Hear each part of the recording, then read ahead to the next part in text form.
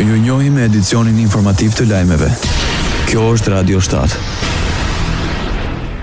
Ulja e temperaturave shton valën e re të gripit sezonal, rritet numri të prekurve nga virozat në Shqipëri, Kosovë dhe Maqedoninë e Veriut. Nga qendra e mjekësisë familjare në Prishtinë thonë se gripi mund të ketë pasojë më serioze tek të moshuarit, fëmijët e vegjël dhe personat me imunitet të dobësuar, duke nënvizuar nevojën për masa parandaluese dhe vaksinim të ershëm. Mjekja në qendrën kryesore të mjekësisë familjare, Vjollca Seqiri paralajmëron se të gjithë grupmoshat janë të prekur nga ky grip, por më të ndjeshmit janë personat mbi 65 vjeç. Ata me probleme shëndetësore si dhe fëmijët deri në 8 vjeç. Sipas vaksinimi mbetet masa më efektive për parandalimin e gripit. Deri më sot në Kosovë janë vaksinuar rreth 11.000 persona dhe procesi mund të vazhdojë deri në muajin prill dhe maj. Mjeku kardiolog Ermir Tafaj nga Qendra Spitalore Universitare Nën Tereza paralajmëron personat e rrezikuar të tregojnë të kujdesshëm ndaj uljes së temperaturave. Ai thekson se temperaturat e ulta rrisin ngarkesën mbi zemër dhe mund të përkeqësojnë sëmundjet kardiake.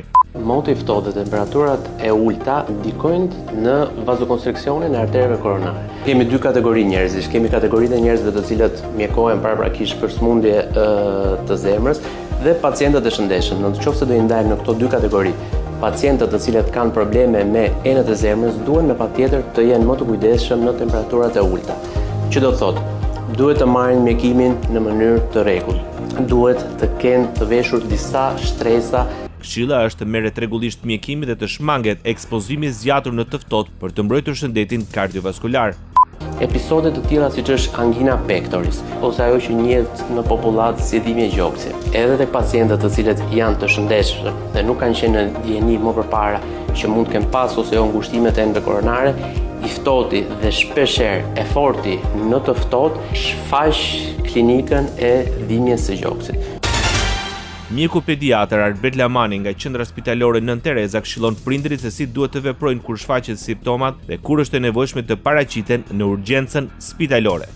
Aktualisht në sezonin ku jemi, problemet më të shpeshta janë problemet e infeksioneve virale që prekin kryesisht traktin respirator ose të frymarrës, që manifestimet janë me koll, temperaturë dhe më pas variojnë varësi të gjendjes, mund të kemi edhe me marrje frymë ose situata më të rënda të cilët shtohen në spital. Mjeku Lama këshillon prindërit të konsultohen me mjekun dhe të shmangin përdorimin pa receta të antibiotikëve. Veç temperaturës me frisone që quhen mjekësore ose me ethe në termin popullor dhe që temperatura katapulton në mënyrë të menjëhershme me të dridhura me ndjesi ftohtë dhe shkon mbi 39 gradë dhe po afro. Atëherë ky është një rast që kërkon një asistencë spitalore të përkohshme në urgjencë ose në varësi të gjendjes, po në tutje e vlerëson mjeku që viziton. Në Maqedoninë e Veriut virusi më dominues është influenca H3N1. Drejtoresha e Institutit të Shëndetit Publik, Maria Andonovska, konfirmoi se Maqedonia është mbi përqindjen europiane me llojin e virusit të hepatitit B, por dhe se për momentin nuk ka shifra të sakta se sa persona janë prekur.